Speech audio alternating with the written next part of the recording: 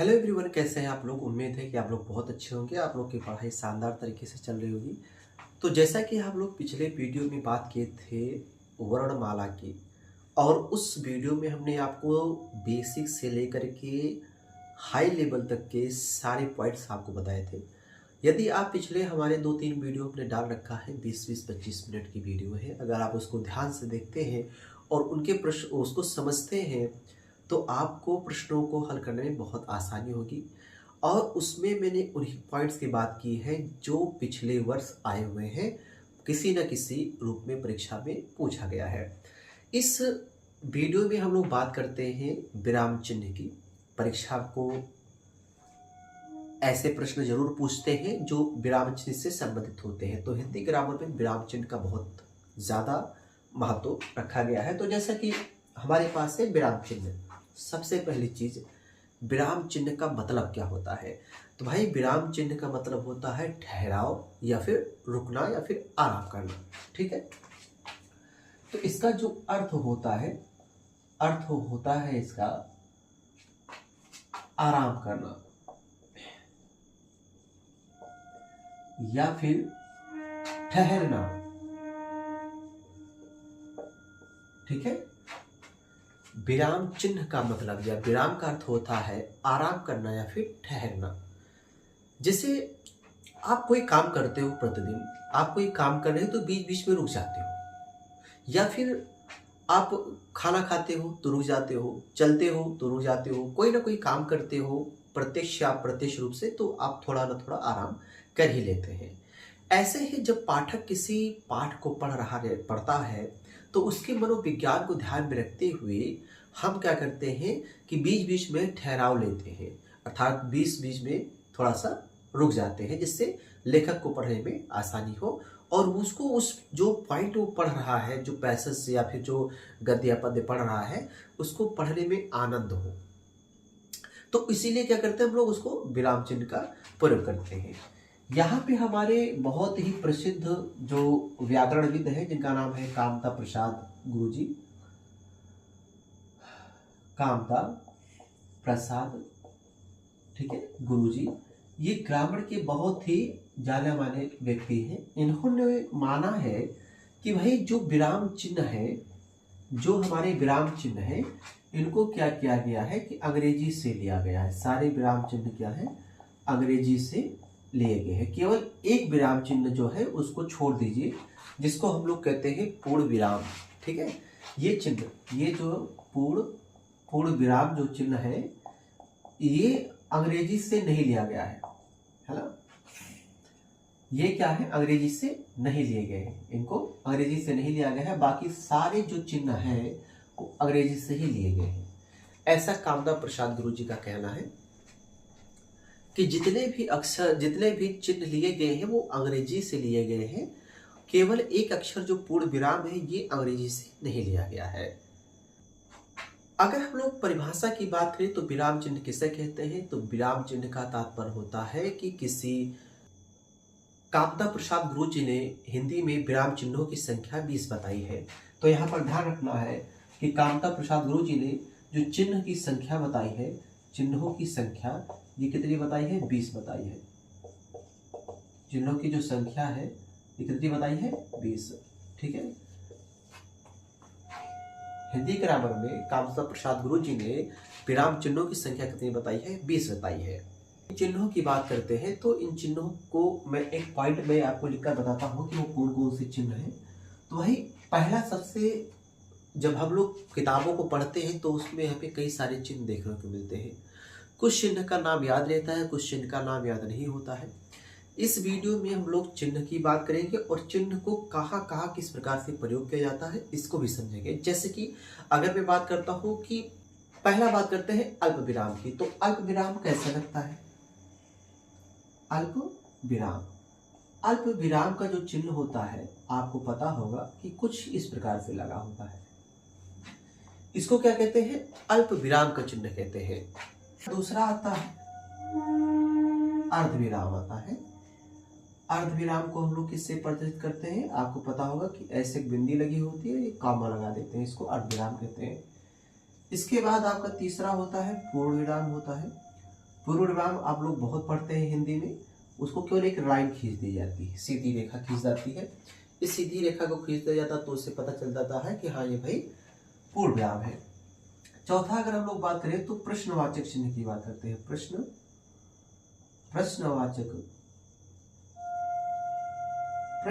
चिन्ह, तो प्रश्नवाचक चिन्ह की अगर हम लोग बात करते हैं तो आपको पता होगा ऐसे क्वेश्चन मार्क लगा देते हैं। क्वेश्चन मार्क को हम लोग समझने के लिए कहते हैं हंसिया। इंग्लिश में कहा जाता है क्वेश्चन मार्क, हिंदी में कहा जाता है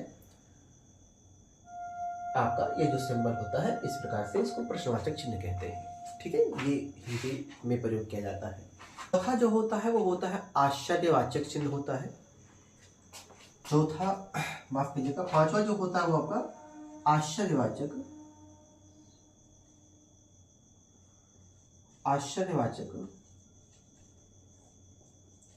चिन्ह, जिसको एक लाइन खींचकर यहाँ एक बिंदी रख दिया जाता है, इसको हम लोग विस्मयादि बोधक भी कहते हैं। विस्मयादि बोधक आदि बोधक, विस्मयादि बोधक चिन्ह भी कहा जाता है। आपका आता है छठवां आता है, 6 नंबर में आते हैं निर्देशक चिन्ह। निर्देशक चिन्ह आता है। निर्देशक चिन्ह को हम लोग कैसे प्रदर्शित करते हैं, उसको हम लोग डैश भी पढ़ते हैं इंग्लिश में, तो आपको पता होगा कि डैश का चिन्ह कुछ इस प्रकार से लगाया जाता है। इसको डैश कहते हैं, इंग्लिश में कहते हैं डैश, और हिंदी में कहा जाता है इसको निर्देशक चिन्ह कहते हैं। अगर हम लोग इसके बाद बात करते हैं सातवें की, तो सातवें में आपको पता होना चाहिए कि कोष्टक आते हैं। सातवें में हमारा आता है कोष्टक आते हैं, और इनमें कोष्टकों की अगर बात करूं तो एक होता है छोटा कोष्टक होता है, दूसरा आपका होता है माझला कोष्टक होता है, और तीसरा जो आपका होता है वो कौन सा होता है, बड़ा कोष्टक होता है। इन्हें कोष्टक कहते हैं। इंग्लिश में हम लोग इसको ब्रैकेट भी कहते हैं। तो ये छोटा, ये मझला और ये बड़ा कोष्टक होता है। अगर हम लोग बात करते हैं आठवें की, तो आठवें में एक होता है अवतरण चिन्ह होता है, एक होता है उद्धरण चिन्ह। अवतरण चिन्ह की अगर हम लोग बात करते हैं तो अवतरण चिन्ह में क्या होता है कि इसमें केवल एक ऐसे 6 और एक ऐसे 9 लिखा होता है, जबकि एक उद्धरण चिन्ह जो होता है, उद्धरण चिन्ह जो होता है, इसमें हम लोग क्या कहते हैं कि एक 66 लिखते हैं और एक 99 लिखते हैं, कुछ इस प्रकार से 66 और 99 लिख देते हैं। नौवां होता है उपविराम। नौवें चिन्ह को क्या कहते हैं, उपविराम कहते हैं, और उपविराम को एक विराम और कहा जाता है अपूर्ण विराम कहते हैं। अपूर्ण विराम इसको इस नाम से भी जाना जाता है। और इसका जो सिंबल होता है, इसका सिंबल आपको लगाते हैं ऐसे 2 बिंदी लेकर करके। अगर 2 बिंदियां ऐसे आपको मिल जाती हैं जिसको हम विसर्ग के रूप में देखते हैं, तो आप समझ जाइए कि वो अपूर्ण विराम होता है। 10 नंबर आपका जो होता है, इसको हम लोग कहते हैं वितरण चिन्ह कहा जाता है। ठीक है, तो वितरण चिन्ह लगाने का जो तरीका होता है आपका वितरण चिन्ह, तो वितरण चिन्ह लगाने का तरीका क्या है कि आप ऐसे 2 बिंदी खींच रख दीजिए और बीच में एक ऐसी रेखा खींच दीजिए। ठीक है, इसको हम लोग क्या कहते हैं, वितरण चिन्ह कहते हैं। अगला हमारा जो होता है वो होता है पुनरुक्ति सूचक होता है, और इसका निशान लगाने का तरीका कुछ अजीब सा होता है, उल्टा ऐसे लगाया जाता है। 66 99 लिखा जाता है, 66। हम लोग इसको समझने के लिए लिख रहे हैं। ये क्या होता है कि उद्धरण चिन्ह का अपोजिट होता है। पहले उद्धरण चिन्ह में क्या होता है, पहले 66 होता है, फिर 99 टाइप का होता है, ऐसे खींच देते हैं।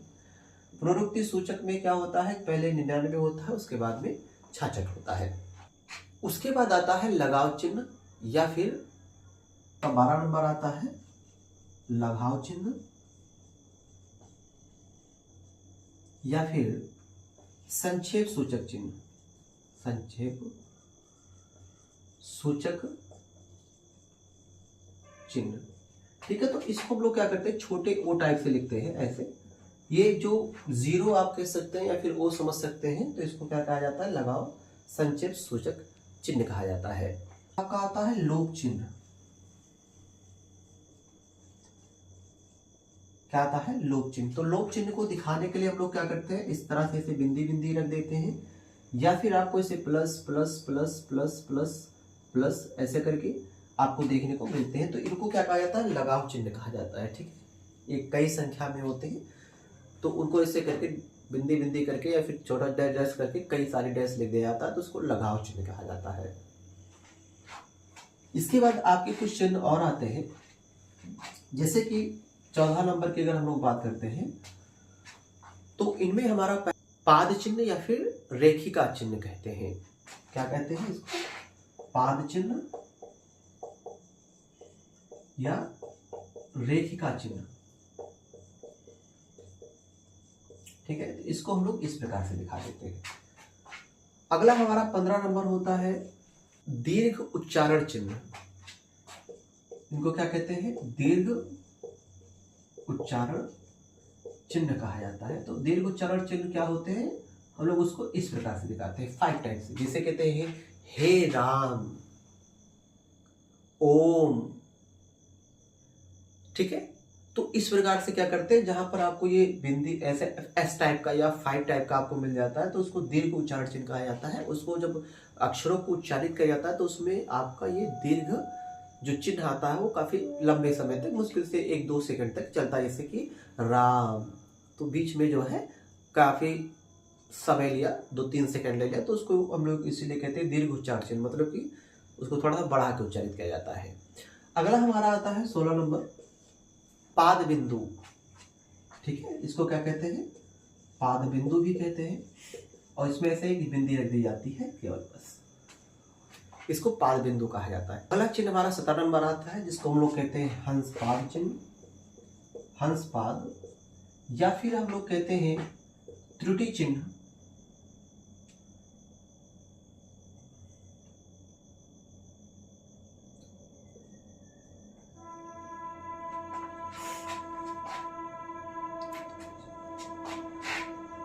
त्रुटि चिन्ह,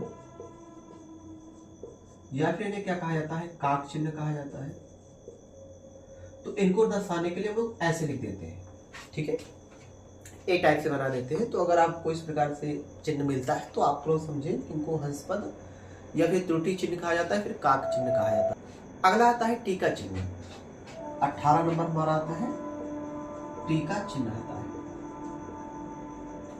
टीका चिन्ह को दिखाने के लिए हम लोग स्टार बना देते हैं, ऐसे हैश बना देते हैं, या फिर प्लस प्लस लिख देते हैं, या फिर 2 लिख देते हैं। अगर आपको हैश स्टार टाइप का मिल जाता है, ऐसे माफ कीजिएगा, ऐसे स्टार टाइप का मिल जाता है, तो उसको समझिए कि टीका चिन्ह है। प्लस प्लस मिल गया टीका चिन्ह है, 2 मिल गया तो टीका चिन्ह होता है। 19 नंबर जो हमारा आता है, इसको कहते हैं तुल्यता,